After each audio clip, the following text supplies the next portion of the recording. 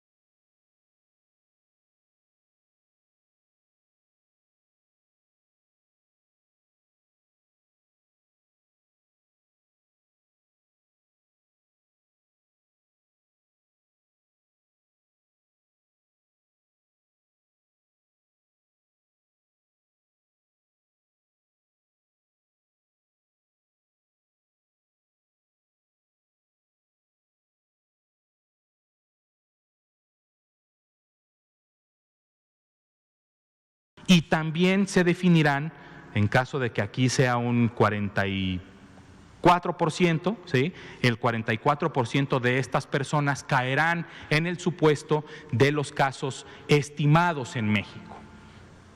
Actualmente tenemos también un total de 104.873 lamentables defunciones con un resultado positivo al virus SARS-CoV-2. Presentamos hoy esta diapositiva. Es una gráfica que no habíamos presentado así nunca. ¿Por qué? Vamos a ver los números por aquí. Recuerden que esto es la semana epidemiológica y regularmente tendríamos ahorita hasta la semana 46. ¿Por qué presentamos este gráfico que aquí dice que estamos hasta la semana 48? Porque se ha detectado que a pesar de que aún no tocaría presentar la semana número 47, que empezaríamos a mostrarla a partir del domingo siguiente, dentro de un par de días, hemos detectado que ahorita, con datos incompletos aún, ha habido un incremento del 8% en el número de casos estimados, lo que significa después de esta mesetita, un nuevo incremento. Lo presentamos ahorita porque es pertinente, así como siempre lo ha comentado el doctor López-Gatell. Aquí, cuando las cosas van bien, se dicen que van bien. Cuando las cosas hay una alerta que emitir, vamos a emitir la alerta. Aquí está la alerta detectada.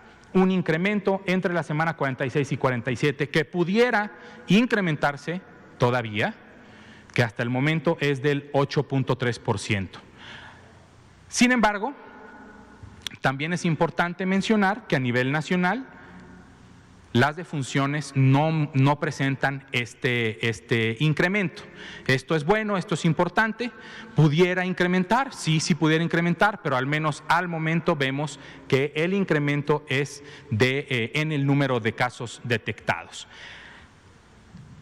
Son 8 entidades federativas en las que se ha detectado este incremento. Esta curva epidémica por semana epidemiológica es de la Ciudad de México y se detecta un incremento del 34% con un total de 5,812 casos. Importante mencionar lo que ya ha mencionado la jefa de gobierno, la doctora Claudia Sheinbaum, que el gobierno de la Ciudad de México, con el programa de atención primaria de la salud que ha impulsado desde hace tiempo y la adquisición de pruebas de antígeno para el virus SARS-CoV-2, está haciendo un mayor número de pruebas y por lo tanto se espera que haya un incremento en el número de casos, más no así probablemente de la positividad.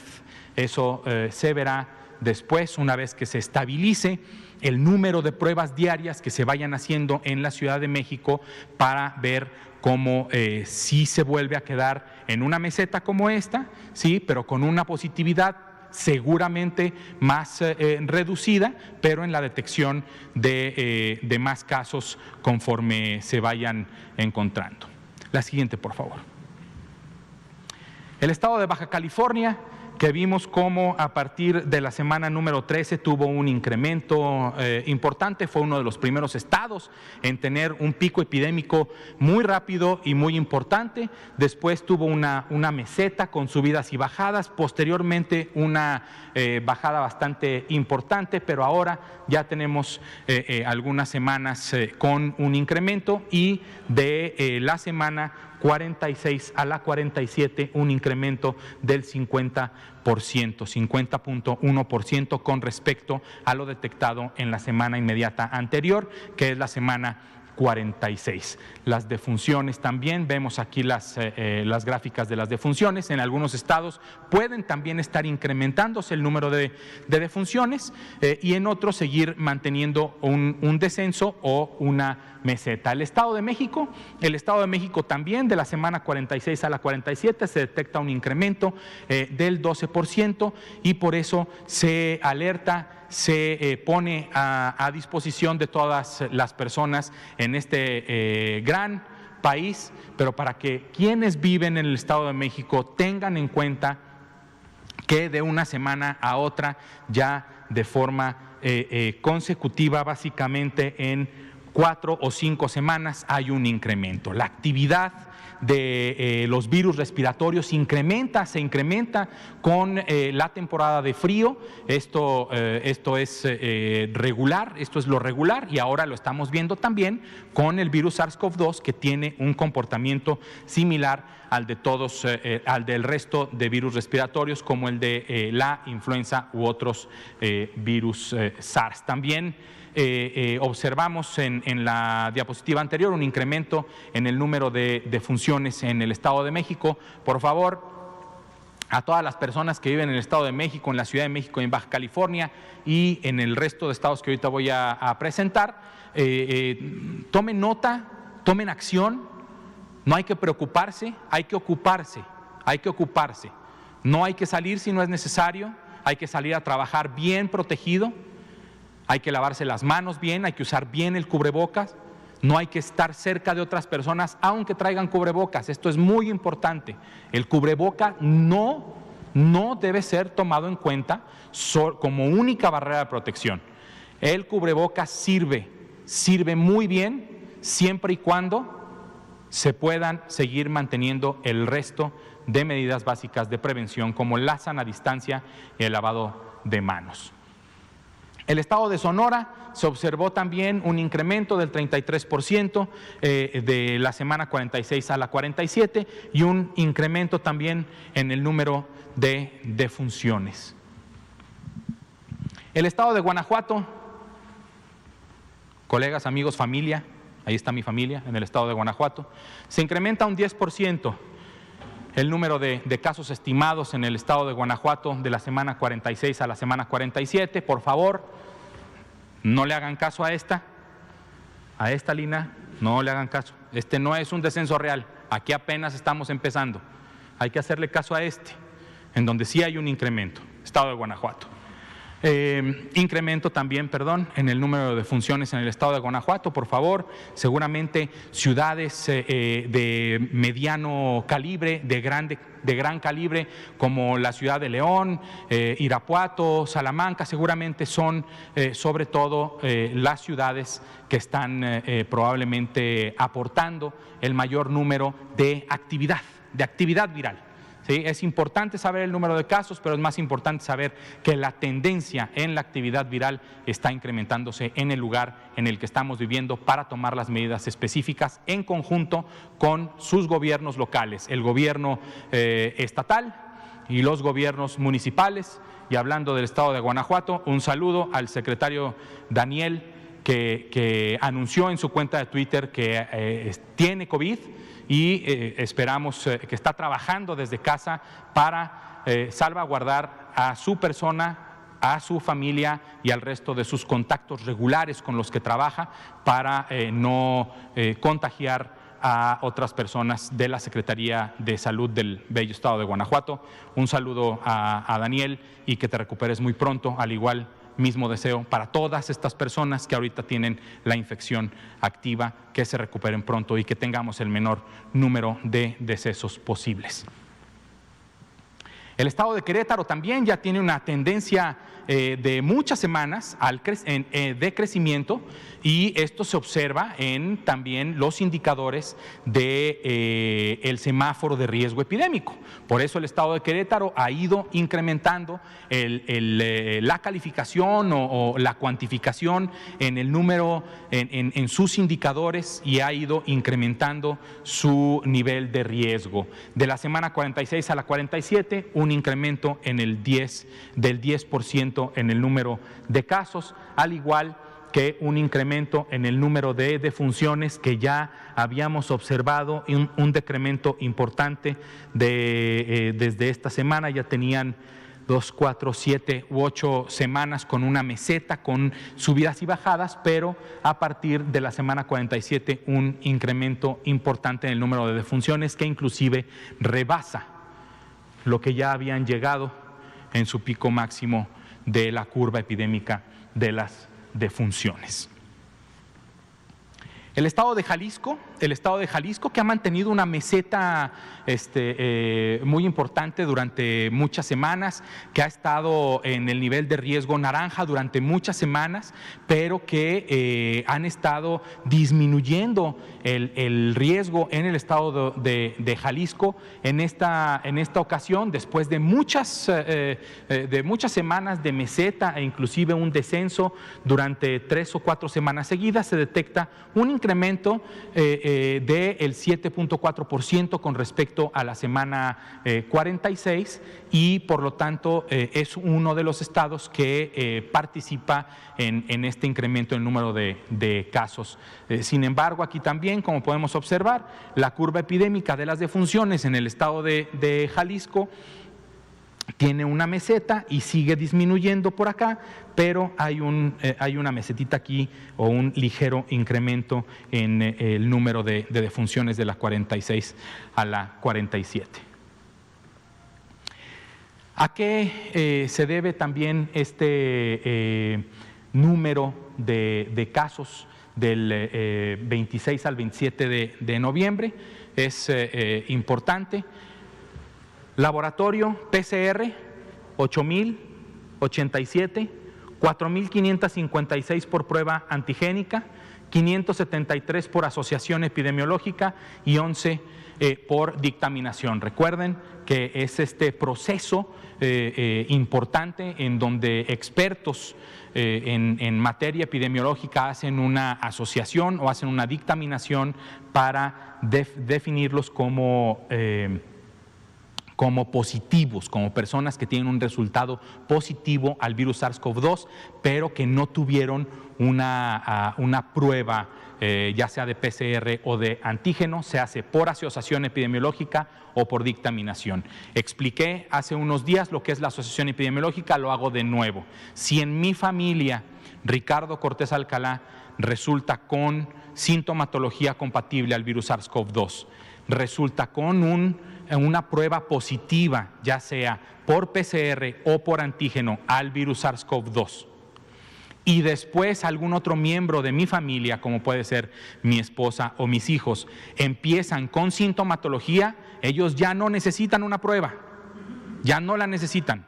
Son resultados positivos por asociación epidemiológica, porque siendo yo positivo, ellos siendo contacto mío, entonces son positivos por asociación epidemiológica.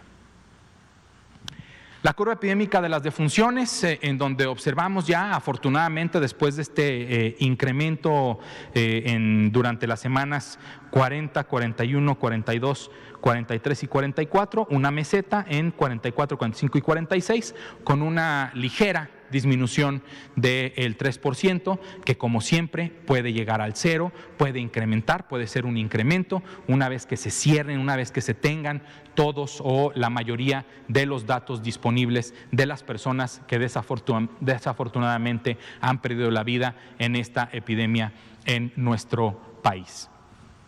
Disponibilidad, ocupación hospitalaria.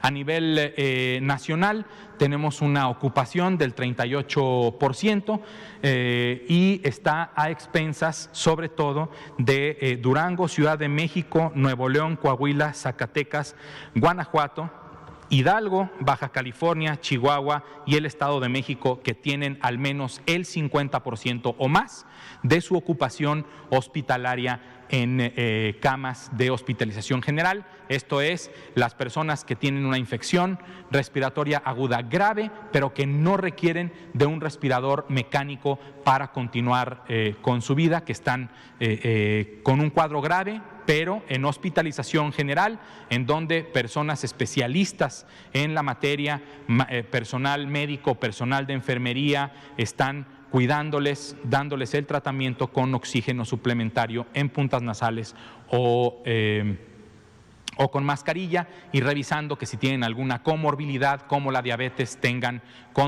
bien controlada su enfermedad para evitar mayores complicaciones.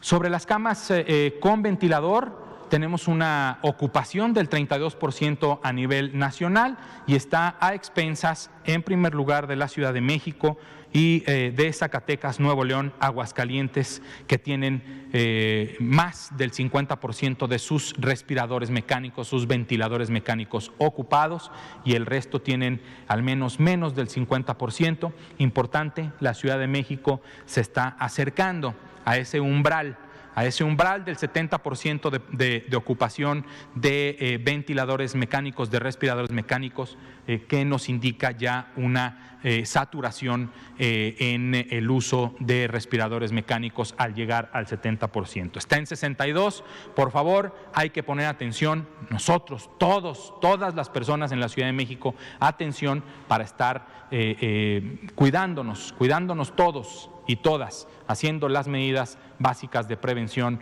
no saliendo si no es necesario. Si tenemos que salir, utilizar siempre nuestro cubreboca. Si gustan usar la careta, también pueden usar la careta, mantener sus manos limpias, lavárselas frecuentemente y mantener una distancia muy importante, probablemente la más importante de las medidas básicas de prevención, mantener una distancia de al menos 1,5 metros. Si es más, mejor. Avance semanal sobre la vacunación contra influenza en todo el sector salud.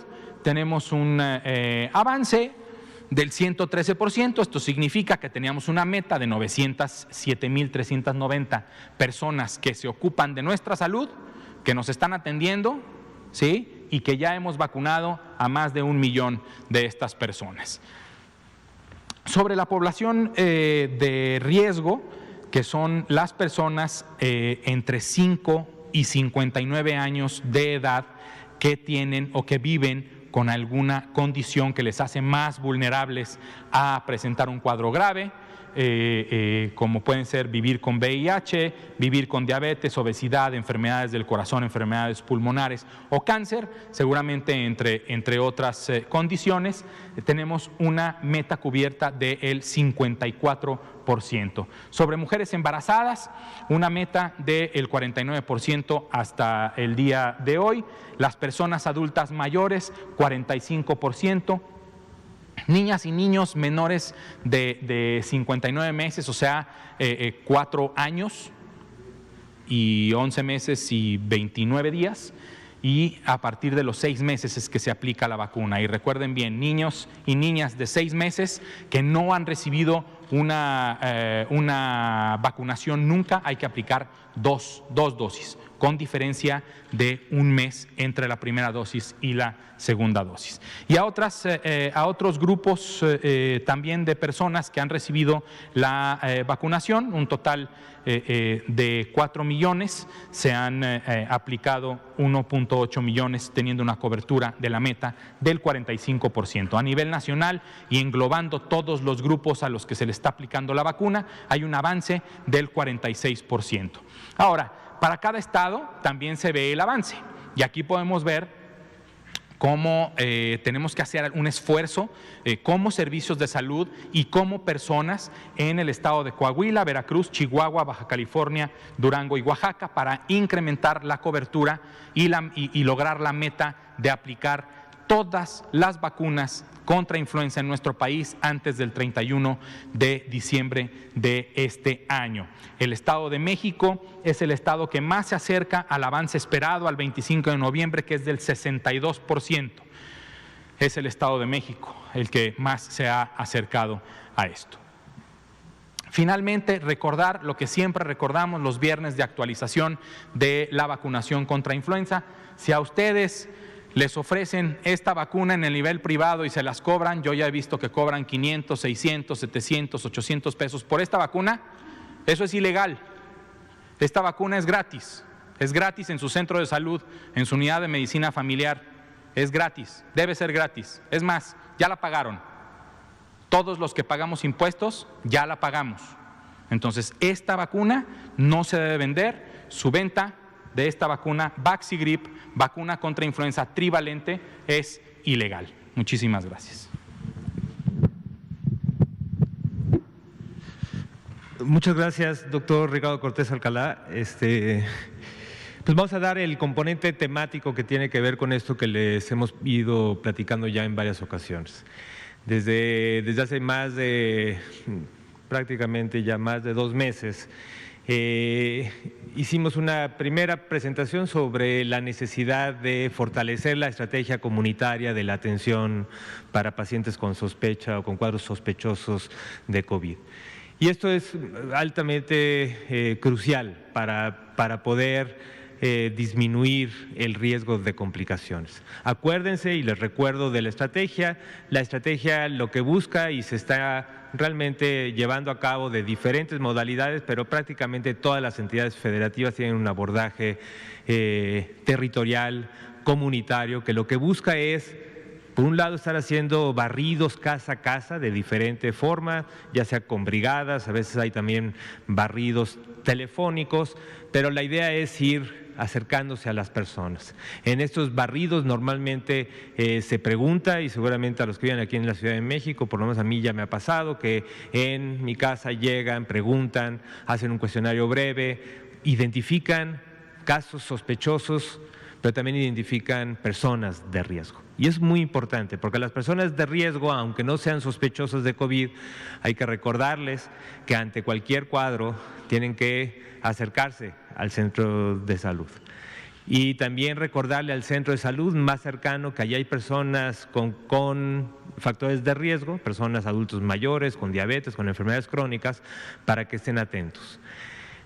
Pero una de las cosas más importantes es que una vez que encontramos estos casos sospechosos, la idea es que especialmente en los grupos de riesgo pueda tener cualquier estrategia para hacer un monitoreo diario de estos pacientes, para ver signos, síntomas, si es posible y si tienen un oxímetro, también estar evaluando la oximetría, estar evaluando la temperatura y ante cualquier situación que pueda ser de mayor gravedad, poderlos referir rápidamente a la atención hospitalaria.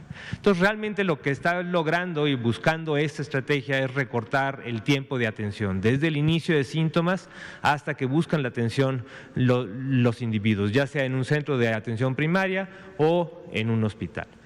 Y estamos convencidos que este tiempo se asocia de forma importante con el riesgo de complicación y por lo tanto con el riesgo de mortalidad.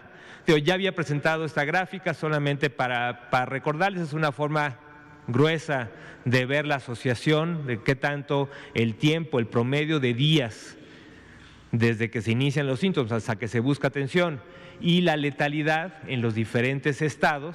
Cada una de las bolitas es una entidad federativa, el tamaño es por el número de casos y aunque tampoco es una asociación perfecta, hay una sugerencia que a cuanto más días promedio de atención, mayor es la letalidad. Esa es la letalidad de todo el periodo. Ya el doctor José Luis Salomía en la semana pasada también presentó esta forma en que la letalidad ha ido disminuyendo de forma importante y cuando hablamos de la letalidad promedio que está alrededor del 10%, nada más recordar que esto es la letalidad de todo el periodo. La letalidad en las últimas semanas ha estado por abajo del 4%. Ahora, esto es la asociación. Es más, cuando ya lo hemos hecho en análisis preliminares, que no traigo ahora, pero hemos hecho análisis ya de manera individual, hemos visto que las personas que tardan más de 5 días tienen hasta el doble de riesgo de morirse que los que buscan atención en los primeros dos días. La siguiente, por favor. Entonces vamos a presentar, este es el indicador que hemos estado, por un lado, tratando de impulsar, también comunicando y con un diálogo muy estrecho con cada una de las entidades federativas para que lo utilicemos como el indicador que nos permite qué tanto estamos logrando que toda la población vaya incorporando esto como una gran necesidad, la búsqueda de atención oportuna. Y como vemos, aunque ha habido un descenso paulatino, especialmente desde la semana, en la semana 14, que es donde se empieza, pero cerca de la semana 31 es cuando tuvimos el mayor número de días, cerca de 4.3 como promedio a nivel nacional. Digamos que en los últimos 3 meses esto se ha descendido con algunas subidas y bajadas y en la última semana que tenemos registrada hasta la semana 48, pero al igual que en los otros sistemas, pues tenemos también recuperación de información, por lo que preferimos manejarlo en la semana 46. Y estos son 3.5 días de promedio. La siguiente, pero cuando lo dividimos entre aquellos pacientes que al final se registraron o al inicio de su síntoma buscaron una atención, ya sea en un sistema que su condición clínica lo hacía como para tenerlo hospitalizado o de manejo ambulatorio, que eso es una de las divisiones que tenemos en nuestro sistema de vigilancia, aquellos que se manejan de inicio a la hora del registro epidemiológico como un paciente ambulatorio o paciente hospitalizado, pues vemos claramente que en la línea naranja es los pacientes hospitalizados. Y sí estamos viendo que en general, especialmente en los últimos 3 meses, los tiempos son considerablemente más altos. En la última semana tenemos 4.7 días de promedio de los pacientes que requirieron hospitalización cuando se registraron o cuando buscaron atención, contra 3.3 de aquellos que su manejo fue ambulatorio, Eso quiere decir que estos días hicieron que los pacientes llegaran en una condición de mayor gravedad, de una gravedad tal que el médico o la médica que evaluó el caso decidió que requería una hospitalización. Pero también ha ido, disminuyendo, aunque la parte de los hospitalizados no ha disminuido tanto. La siguiente, por favor. Y también lo hemos dividido por aquellos que lamentablemente fallecieron contra los que no fallecieron.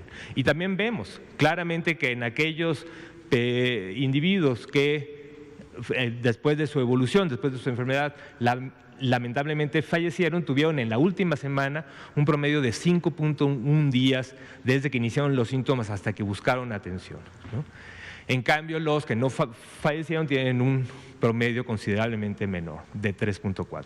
La siguiente. Y también lo que hemos hecho es para hacer este monitoreo en cada una de las entidades federativas, tenemos estas gráficas que, aunque no pretendo que lo vean cada una de las líneas, lo que hemos tratado de dividir son aquellas entidades donde tenemos un descenso importante en las últimas 3 semanas o 4 semanas, y estos son los estados de Colima, Nayarit, Oaxaca y Quintana Roo, que en las últimas 4 semanas, digamos, tenemos una tendencia clara de que va descendiendo. Esto es un dato positivo. Otro grupo de estados, la siguiente por favor, que tampoco se ve claramente, pero nada más para señalar, la gran mayoría de los estados en las últimas 4 semanas han tenido subidas y bajadas y por lo tanto no podemos calificar una tendencia clara ni que baja ni que sube, y son la gran mayoría de los estados. Y en el último grupo de estados tenemos aquellos estados donde la tendencia parece que va aumentando, que son los estados en donde tenemos que hacer con mayor hincapié el mensaje de que la gente busque atención, que la gente busque atención. Digo, independientemente de la estrategia que esté empleando la entidad, la población general también, y especialmente en estos estados, Aguascalientes, Baja California, Chihuahua, Coahuila, Durango, Nuevo León, Querétaro, Tabasco y Zacatecas, tienen que entender que hay que buscar atención tempranamente, porque en estos estados vemos un incremento en las últimas 4 semanas de manera consistente. La siguiente.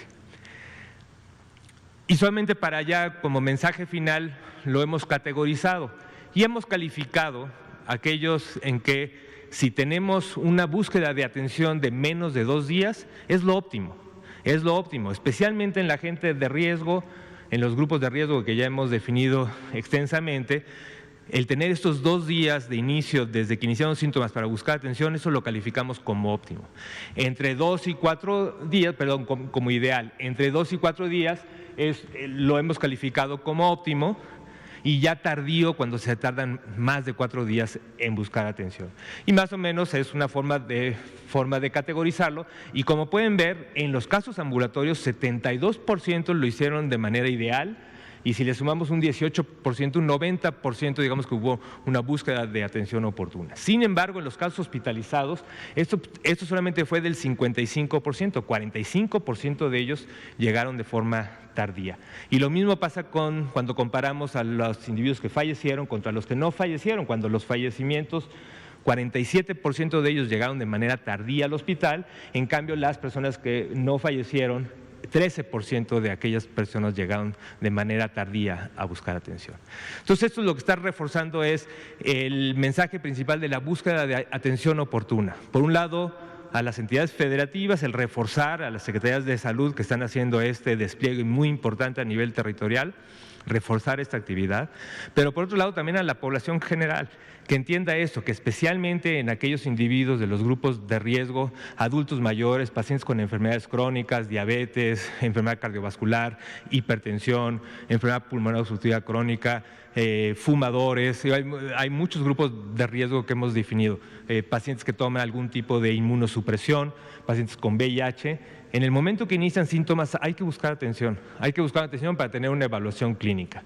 La estrategia lo que busca es que estos individuos, si en la evaluación se ve que no hay ningún signo de gravedad, se puede hacer el monitoreo diario. Y en el monitoreo diario se da uno cuenta cuando requiere atención. Esa es la estrategia integral, donde necesitamos una participación tanto de las secretarías de salud de las entidades, muchos otros organismos que nos están ayudando en esta estrategia, como el DIF, como la Procuraduría Agraria, como la Secretaría de Bienestar. Pero también necesitamos una cooperación de la población. La población tiene que entender esto, y creo que este es un mensaje que lo que nos va a ir permitiendo es, en este momento donde estamos viendo una transmisión en varios estados, el poder hacer que disminuir aún más la letalidad. Muchas gracias. Entonces, con esto terminamos el informe y todavía queda un rato considerable para preguntas, en las que tanto el doctor Ricardo Cortés como yo estaremos encantados de responder. Entonces, pues adelante, vi esa mano primero, perdón, yo no me sé los nombres, entonces… Muchas gracias, buenas noches. Héctor García, de Diario Basta, Grupo Cantón. Gracias. Para los dos, cualquiera que me quiera contestar. La Ciudad de México, ya comentaron cómo está su situación en cuanto a hospitalización general e intensiva. Sin embargo, la preocupación de los familiares que tienen a pacientes con el coronavirus, pues han manifestado su preocupación porque en algunos hospitales ya no reciben a sus pacientes, a sus enfermedades. Entonces, aquí la pregunta es, ¿pondrán en marcha algún plan similar al de Chihuahua, como se hizo en días pasados cuando fue el primero que se puso en rojo, con unidades temporales para dar cabida a esta atención? Y la otra es, ya no lo había comentado el subsecretario Gatell, acerca de que el gobierno federal no iba a emitir medidas coercitivas para la población en el uso obligatorio del cubrebocas. Sin embargo, entre 7 y 9 entidades federativas ya hicieron ley el uso de este aditamento para quienes no lo utilicen adecuadamente, con sanciones, ahora sí que restricciones en cuanto a cárcel, 36 horas, o trabajo comunitario. Entonces, quisiera saber cuáles son sus posturas, por favor. Muy bien, muchas gracias. Contesto la primera y posiblemente el doctor Ricardo puede contestar la segunda sobre el cubrebocas. En cuanto a la capacidad hospitalaria, digo específicamente en la Ciudad de México, pero esto lo estamos haciendo prácticamente en todas las entidades, este monitoreo que presentamos acá todos los días sobre la capacidad hospitalaria, es parte de nuestro sistema de monitoreo diario y también de las estrategias de comunicación que tenemos con cada una de las entidades. En general, y como también lo presenté yo mismo, tuvimos esta estrategia que empezamos a trabajar con cada una de las entidades en tratar de concentrar las capacidades de atención hospitalaria en aquellas unidades de mayor efectividad. Y un poco la idea era el poder estar, por un lado, concentrando las capacidades para que, por otro lado, estar abriendo más la atención para pacientes no COVID. Claramente, y desde que se puso la estrategia en marcha, dijimos, bueno, siempre y cuando la situación va descendiendo suficiente como para ir abriendo cada vez más hospitales para pacientes no COVID. Y muchas entidades empezaron con un plan le llamamos de desreconversión, porque cuando se reconvirtió el sistema hospitalario, quiere decir que muchas de las camas que no estaban dispuestas para atención de pacientes COVID, se hicieron hospitales preferentemente COVID, y la idea era que en el momento de bajada o en el momento de mayor tranquilidad, pudiéramos reconvertir para incrementar lo que venimos con atención retrasada para otros problemas. En la Ciudad de México esto pasó, y lo que hemos estado haciendo, y lo hemos estado, tanto yo he estado en algunas de las reuniones también del gobierno de la Ciudad de México, y lo que está pasando es que lo que se había empezado a ocupar por pacientes no COVID se está liberando. Entonces ahora tenemos una disponibilidad en la que se va a ir incrementando día con día, porque en los hospitales se está volviendo a reconvertir lo que ya se había hecho, ahora sí ponerlo disponible para pacientes COVID. Esto es una prioridad en el gobierno de la Ciudad de México, y también de las unidades temporales que se tenían. Por ejemplo, la unidad del centro Banamex, también había habido tal vez la posibilidad de que ya no era necesario, pero por suerte se logró también el conseguir alargar el convenio para extenderlo al menos hasta marzo en funciones el centro Banamex. Entonces esto quiere decir que sí, posiblemente no necesitamos meter más unidades temporales, sino simplemente llegar al límite al que estuvimos en el momento de mayor capacidad, y por eso esta capacidad creemos que la podemos incrementar. Gracias. Sobre el uso de cubreboca, de hacerlo ley, mandato, obligatorio, desde el gobierno federal siempre hemos tenido y mantenido la postura de que la modificación de los determinantes, de los detalles que generan un exceso de movilidad, una aglomeración de personas en un solo lugar. Son las formas, la mejor forma de ir convenciendo también a la propia población para que tome en cuenta las medidas básicas de prevención. Las autoridades locales, las personas titulares de los gobiernos de las entidades federativas son autoridad sanitaria con todos los derechos y obligaciones que eso les da, y la definición de que el uso del cubrebocas sea obligatorio o se hará acreedor la persona a una multa o a trabajo comunitario o a algún tiempo detenidos en la cárcel, pues son medidas que cada una de las entidades federativas han decidido tomar. Si la población responde favorablemente a el uso del cubrebocas por obligación personal, porque yo voy a proteger a los demás y al mismo tiempo me protejo a mí, es una forma.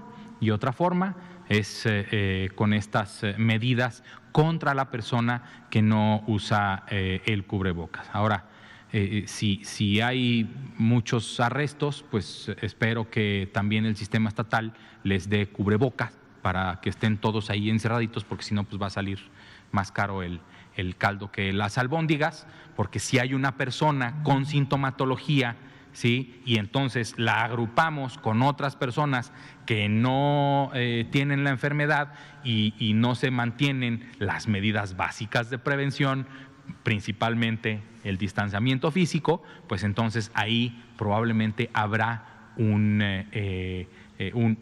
brote.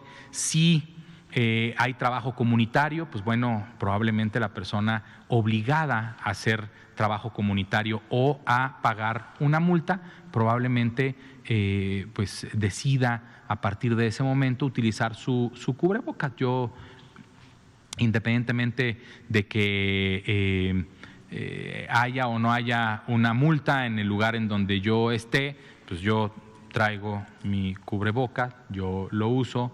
Yo no uso de los de válvula, luego traemos uno de válvula para que vean cómo a la hora de soplarle a la válvula sale todo el aire, y si sale todo el aire, sale todo el virus, si es que yo tuviera la enfermedad. Entonces, nosotros apelamos y seguiremos apelando a la responsabilidad de toda la ciudadanía, a la inteligencia de toda la ciudadanía, de que el uso de las medidas básicas de prevención son la mejor medida y son el único tratamiento y medida preventiva que tenemos al momento para disminuir la epidemia en nuestro país o en el estado en el que vivamos, recordando siempre lo que hemos recordado aquí en otras conferencias de prensa, que nuestra epidemia nacional está conformada de 32 epidemias locales y a su vez cada epidemia local del mismo número de municipios o colonias o barrios. Y entonces debemos de tomar el cuidado de la salud como una corresponsabilidad de todos. Si te cuidas tú, nos cuidamos todas y todos. Muchas gracias, doctor Ricardo. Adelante de ese lado, sí, por favor, gracias. Después de esto.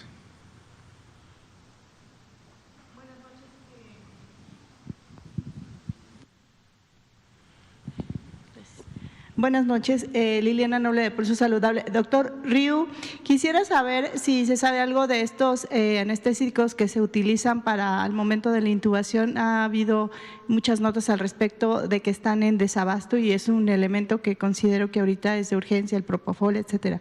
A ver si nos comenta en qué va este asunto. Y doctor Cortés, la semana pasada cuando usted nos hacía favor de explicarnos el tema del semáforo, entiendo que estos 10 componentes, cada uno tiene un valor y luego la sumatoria dan si es verde, rojo, etcétera. Yo quisiera preguntarle, ¿qué pasa si un gobernador decide, bueno, según la información que haya emitido, le tocara, por ejemplo, estar en amarillo, y si él decide o considera que no debe de estar en amarillo y se pasa a verde? ¿Esto lo puede hacer? ¿Estaría legal hacer esto? Y esto implicaría reapertura de muchos más negocios y casi volver a la normalidad. Gracias. Muchas gracias por la pregunta.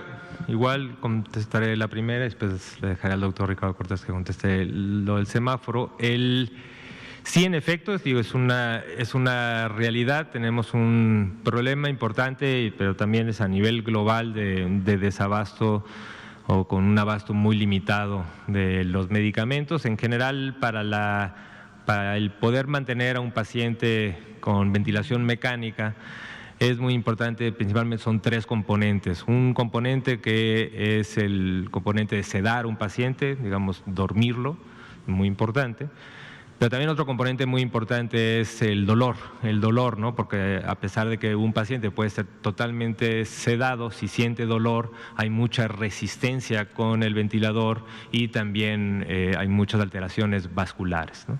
Y el otro es un relajante muscular, ¿no? Entonces son tres grupos de medicamentos que se tienen que usar de manera armónica para poder tener a un paciente intubado con ventilación mecánica que no se esté constantemente peleando o contraponiendo con lo que el ventilador está impulsando de aire. Entonces, ante este desabasto, digamos que los medicamentos principales que se usan para el componente de sedación es el propofol, el midazolam. Para el componente de analgesia o para el dolor, principalmente es fentanilo, y para el componente de relajación es cistracurio. Entonces son, digamos, y de eso hay desabasto o hay un abasto limitado. Entonces lo que hemos hecho es, estamos trabajando de manera coordinada. Por un lado, con grupos de expertos hemos hecho unas guías de alternativas, ¿no? Digo, porque no son los únicos medicamentos. Para cada uno de los grupos hay 5, 6, 7 opciones que tal vez no son las óptimas, pero que se pueden utilizar y que antes se utilizaban mucho, tal vez conforme han salido nuevos medicamentos se utilizan menos, y estamos yendo hacia todas las opciones, tratando de cubrir la demanda, y además se estableció una guía también para facilitar también la comunicación con todos los médicos y médicas que están trabajando en terapia intensiva, para que conozcan los algoritmos y dosificaciones de cada uno de ellos. Hemos trabajado también con grupos de expertos, muy cercanamente también con el componente administrativo. La idea es que tanto el componente administrativo, que está haciendo una búsqueda del mercado local e internacional de cada uno de estos, pues de manera prácticamente diaria estamos viendo qué se encuentra, cómo ajustar las dosis de la demanda y estar surtiendo a nivel sectorial cada uno de ellos. Entonces sí, reconocemos el abasto limitado, pero estamos buscando, definiendo alternativas y expandiendo nuestra capacidad de compra tanto nacional como internacional. Gracias. Gracias, Liliana. Sobre el semáforo, efectivamente son 10 indicadores. Cada uno de los indicadores puede tener diferentes niveles y a cada nivel o a cada rango se le da un cardinal, un número, una calificación, 0, 1, 2, 3 y 4. Si todos estuvieran en 4, suman 40, ¿sí? Y de 32 a 40 es el nivel rojo, de 16 a 31 es naranja, de 9 a 15 es amarillo y 8 o menos es verde. Esa es la estimación del riesgo que hacemos y que presentamos y que compartimos con todas las entidades federativas. Las entidades federativas pueden tomar decisiones porque son autoridad sanitaria, como emitir una ley para que sea obligatorio el uso de cubreboca, o definir diferentes actividades.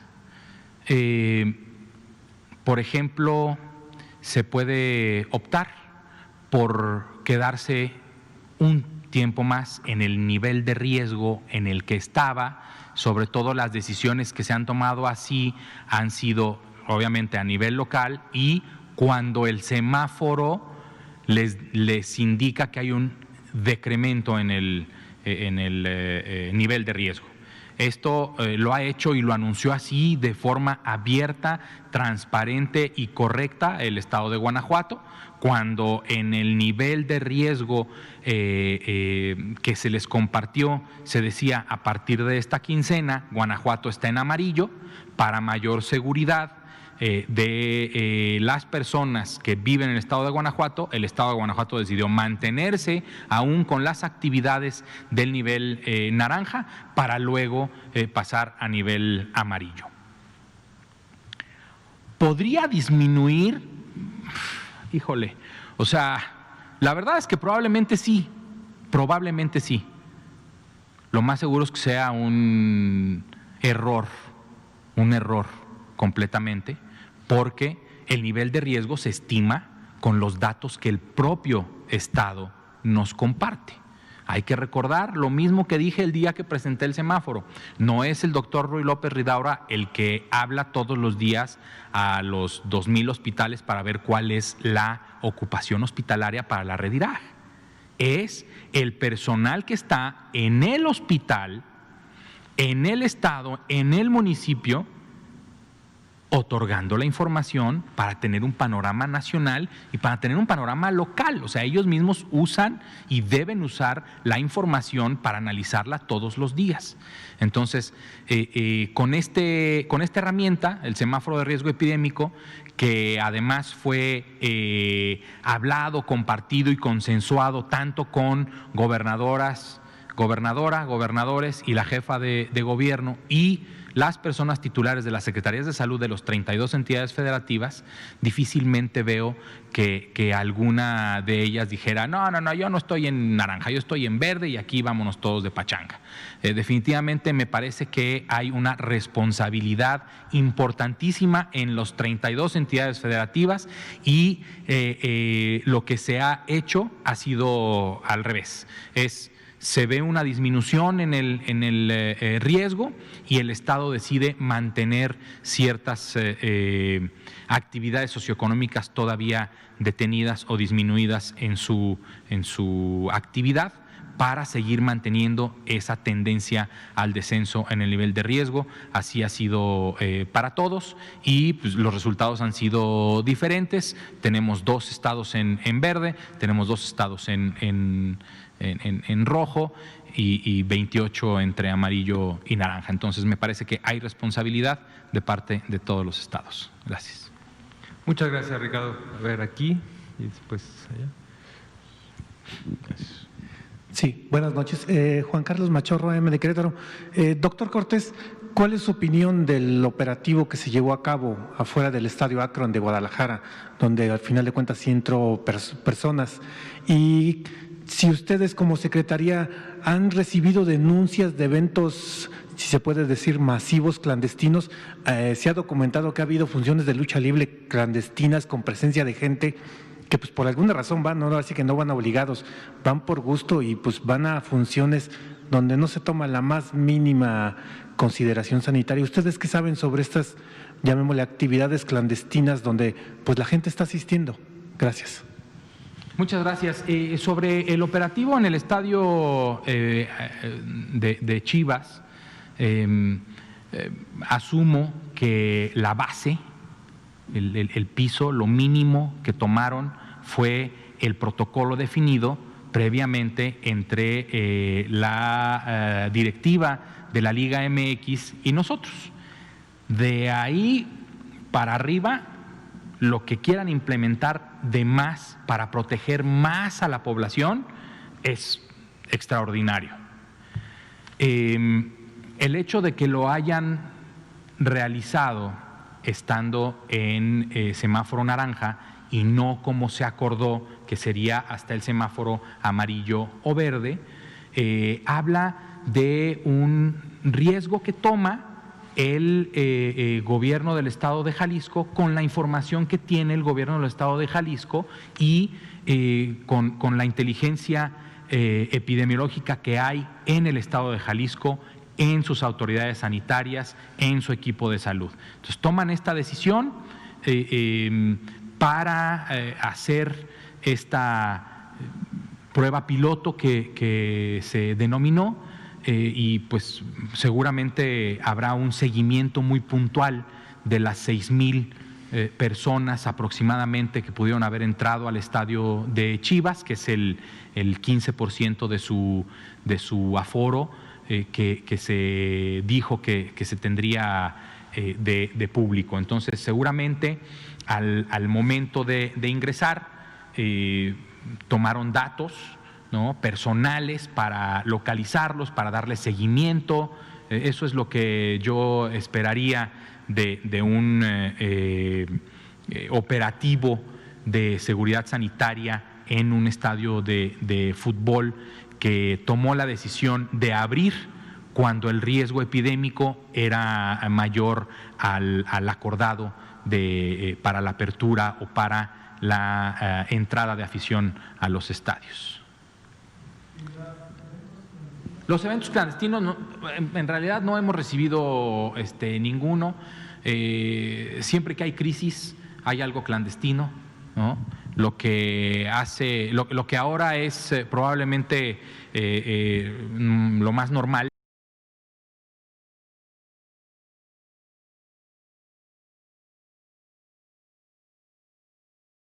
Como ir a comprar una de whisky y fábricas clandestinas de whisky. En este caso, dado que estamos en una crisis sanitaria que se ha convertido en crisis económica y humanitaria, pues también hay gente que busca continuar como si no pasara nada. Seguramente son personas que siguen creyendo que esto no existe, siguen creyendo que las personas que presentamos nosotros como un número, como un dato duro, no existen, pero sí existen.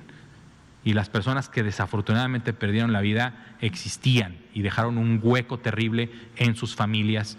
Entonces, el hecho de acudir a estos lugares, a estas actividades clandestinas, es reprobable, tanto en la organización como en la asistencia. Es reprobable. No hemos tenido ningún reporte, pero sin tenerlo lo reprobamos y le decimos a la gente: no vaya, no vale la pena, el riesgo es su vida. Gracias.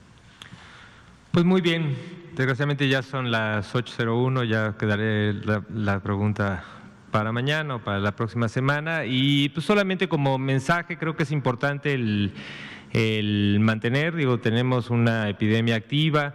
El día de hoy el doctor Ricardo Cortés presentamos 6 estados en donde ya la tendencia que no se había presentado en otras semanas, en el mismo viernes antes de abrir la nueva semana, estamos viendo ascensos importantes en la tendencia de casos, y esto pues refleja una transmisión activa en estos estados, y ya veremos ahora sí al cierre de la semana y seguramente el martes que viene en el Pulso de la Salud, donde el doctor López-Gatell hace un recorrido para cada una de las entidades, podemos ver y seguir viendo que hay entidades que sigue siendo heterogéneo, hay entidades que suben, hay entidades que bajan, pero aquí estamos identificando al menos estas 6 que de manera temprana están subiendo. Uno de los componentes que explica también esto es que la incorporación en el sistema de las pruebas antigénicas, que como ya lo hemos dicho, se reportan mucho más rápido porque el resultado es mucho más rápido, y por lo tanto hay un reporte que se ve en el sistema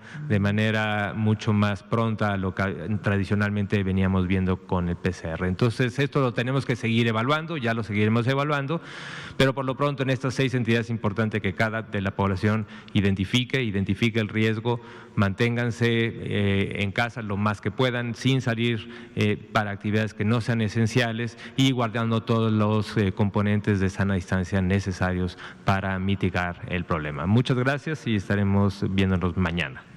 Buenas noches.